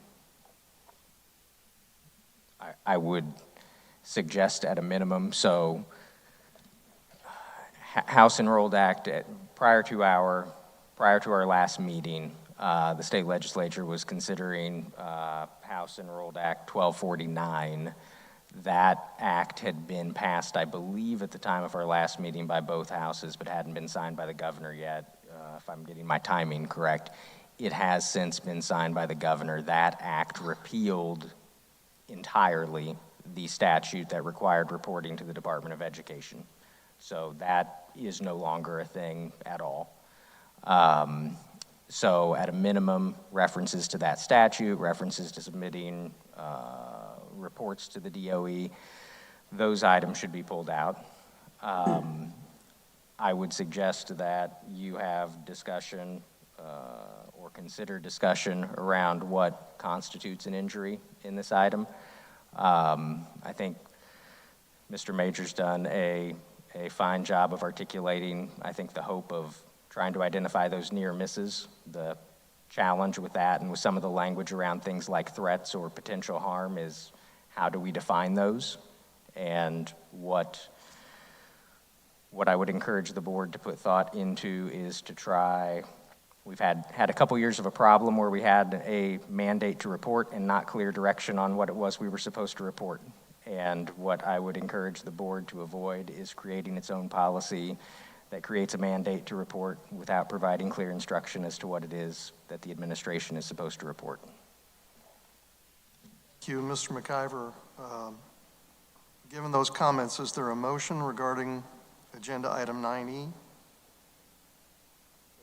Earlier, I had used the verbiage to make the motion to include the teacher safety policy with the revision of the semi-annual report to the Department of Labor, which is what's required now. So would that be sufficient for moving forward, since I did define, those are the two key changes that would be in that policy. No longer Department of Education, it's Department of Labor, and the requirement that there be a semi-annual, not annual report. So, and I'm going to look to Dr. Stahlbaum and hope that she jumps in here if necessary. The workers' compensation system, as is under existing law, requires submission of reports of certain injuries. If it is an injury that requires minor first aid, a Band-Aid, an ice pack, and a one-time type thing, a form doesn't get filled out, but beyond that it does. Some of the reporting around, some of the requirements around those reporting is what I believe is going to be changing.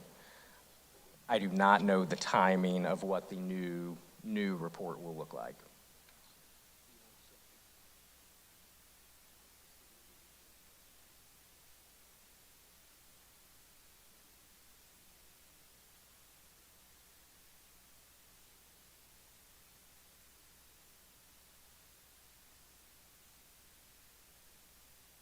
I think what Mike is referring to is, and we've presented this before to the board, there's a difference between our information-only reports, our medical reports, and our indemnity reports. At BCSC, we always send all of our reports to our workers' compensation administrator, third-party administrator, because we want to document everything. We want to have a healthy reporting culture. And so the question, what I think Mike is questioning, and I would concur, is that to the Department of Labor, that reporting structure has not been defined for us. And so I can see a world in which we would no longer submit information-only reports, and it would be medical and indemnity only, but I don't know if that's what they will determine. And so that clarity is going to be important so we don't run into another situation where we're reporting something that we need to explain and maybe doesn't align with the guidelines that we haven't been provided yet from the Department of Labor. Dr. Stallbaum, I'm getting a little nervous about the amount of discussion that we're having here without a motion on the floor. Is there a board member that's willing to make a motion to approve the new agenda item 9E? I move that we approve 9E, Teacher Safety Reporting Policy, with the amendment of semi-annual report, and instead of Department of Education, Department of Labor. Second? Second. Thank you, Mr. Schultz.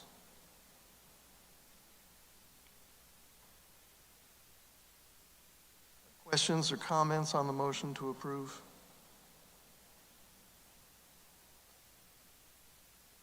Yes, this is a good time to say this. I am going to vote yes for this policy because I don't want to stand in the way of collecting data on teacher injuries.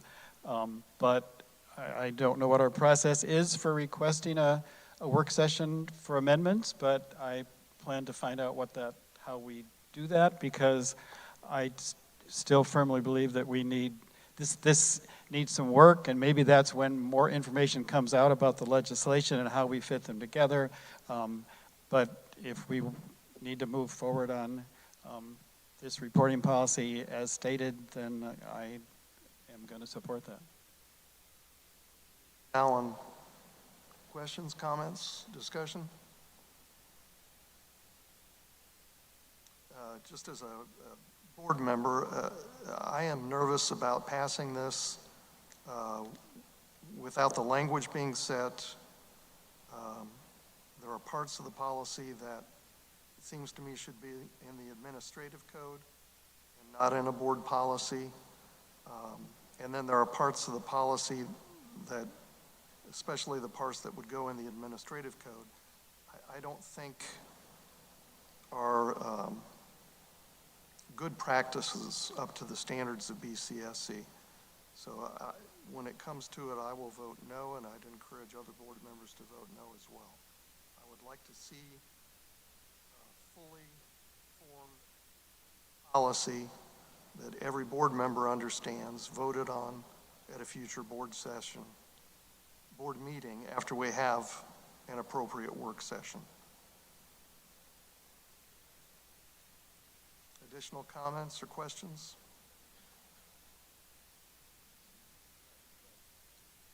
I'll do a roll call vote. Mr. Major, how do you vote? Absolutely. Alan, how do you vote? Chair votes nay. Ms. Lloyd?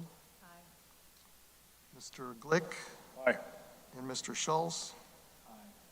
So that motion for the new agenda item 9E carries 5-1.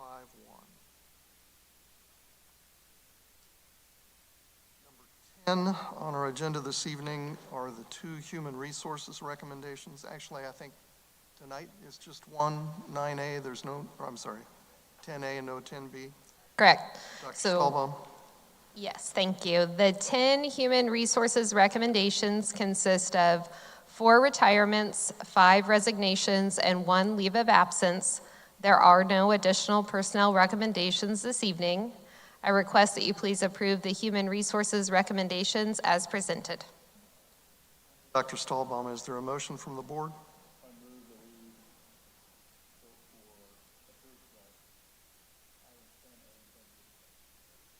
Thank you, Mr. Glick. Thank you for the second, Mr. Major.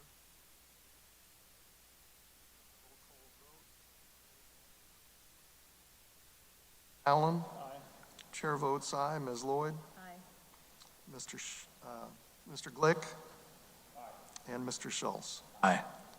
So that motion is carried 6-0. Board input and review. Mr. Major, we'll start with you this evening. Yeah, I got just a couple of things. One thing, congratulations all the teachers that were in here earlier. We very much appreciate all the effort that you put forth in the classroom to help our children or the young future citizens of this great country, so we thank you for that. Also, congratulations to soon-to-be new Principal Mokas. And, you know, my daughter went to Richards, so I know that that's a very good school, and, you know, Mr. Sprong has left some big shoes to fill, and I'm sure she'll do a great job. And then the last thing I have, on Thursday night, there is going to be at Central Middle School from 5:30 to 8:30, an event, fundraiser for the robotics teams from both Smith and Fadria, who qualified for the World Championships in April on the 27th through 30th in St. Louis. These students and their families and teachers that are going to be with them, the students need all the help we can get to generate some funds to help them travel. Sometimes travel like this is a little bit difficult for some kids, so we need to see if we can get a bunch of people out on Thursday night to help support this good cause. What they really like to have is people that would like to participate as though they were the students driving the robots and participating in the games that the kids would, just so they can get a feel of like what the kids are doing. So it's a good way to be a big little kid. It's a good way to support a good cause. And even if you can't go, I know you can send a check to Smith Elementary, and they're collecting the money for the robotics trip. So thank you. And one last thing. Thank you to those of you that voted to support the teachers tonight. Again, you know, hopefully we'll do everything we can to help ensure their safety in the classroom. Mr. Major, I'd like to point out that I vote for the teachers with almost every vote here. And I think I voted for the teachers tonight as well. Mr. Nallon? I was going to say prior to you saying that every vote that we do as a board is for the teachers, so I want to echo that. But I also want to congratulate the teachers of the year from each of the buildings, and also thank the committee that worked hard to make some of those tough decisions and the time that they put in that process. I also want to congratulate the chess team from Parkside for coming in 4th in the state in a chess tournament. I don't know if we've participated in statewide chess tournaments before, but if not, it's a great start. And also, in terms of chess, the Parkside Chess Club, I guess it's a club. It's a club with about 80 or 90 members. They are hosting for the first time their own chess tournament Saturday, April 11th from 1 to 5, and Saturday, May 9th from 1 to 5. I think maybe they're different levels or different grades, but anyway, if you're interested in chess or you're curious about what's going on with some of our schools and the chess initiative, that would be a good time to check it out.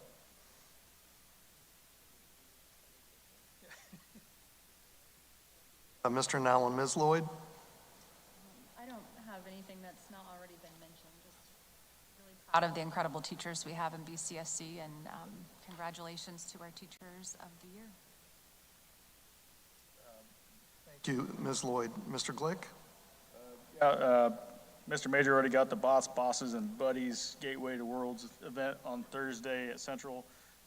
Only thing I'll add to that is checks can be written to BCSF with the memo line robotics team -Vex Worlds, and donations and checks can be mailed to Smith, as he mentioned, attention BCSE robotics. And then also Thursday during the day, all fourth graders will be attending Ag in the Classroom or the Ag Expo. And as I believe Ms. Hill was talking, or was mentioned about Ms. Hill, that they had piglets come to her classroom and everything. So all fourth graders will get to go out to the Bartholomew County Fairgrounds and see actual livestock and everything. So, and they'll learn from all sorts of things. Last year they had talk about apiaries and bee hives and everything. In fact, I will be delivering a class on tractors, so I'm sure I'll captivate the audience on that one. Congratulations to North Gymnastics as well, to the Teacher of the Year, and of course, I've gotten to know Miss Mokus over the last couple of years at Parkside, and I joked with her that keep in mind it's pending board approval, and she at least got a good laugh out of that. So she will do great things at Richards, as she's proven herself multiple times at Parkside, and just great foundation there. Congratulations to Crea Hill on the Edna Folger Award. And then I just want to say thank you to the Tech Division, the BCSE Tech Division, on everything that they do, especially where we travel. It's very difficult at times on them, and they are able to come set up and tear down when we go mobile on the road, as it were. And so thank you for everything you guys do. We couldn't do it without you. So, and then also thank you to Miss Bush for getting up and speaking to the group.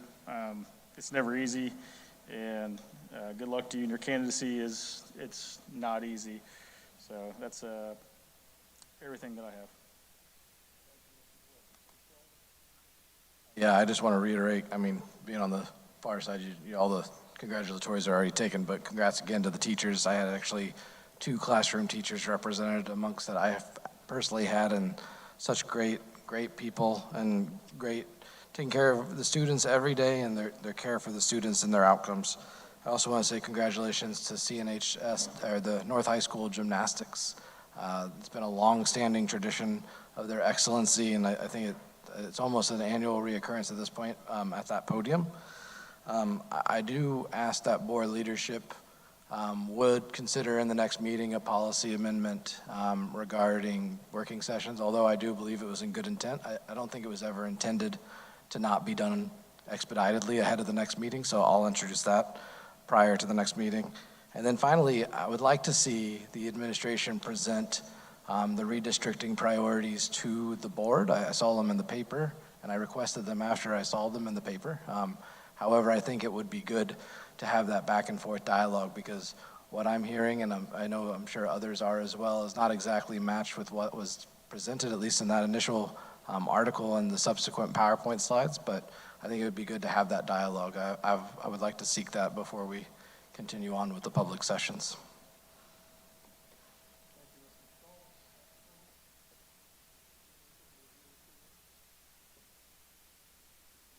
Share 2 congratulations.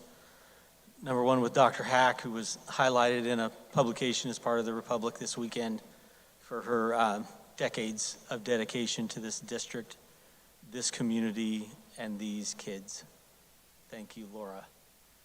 Also, some of you might have read in the Republic a few days before that Dr. Aaron Stahlbaum has been selected as the preferred candidate for the next superintendent at Center Grove, just up the street. I think just last year I made a comment in one of these meetings about beating Center Grove as often as we could at some athletic events, but congratulations, Dr. Stahlbaum. Got a few more meetings left with us, but we're proud and happy for you and your family. Like Mr. Schultz, I'll just say that going at the end is mostly providing dittos for everybody else's remarks. So the next school board meeting is set for Monday evening, April 27th. We will be in this location again that evening at 6:30 for our regular meeting in April. There being no further business to come before the board this evening, this meeting is adjourned.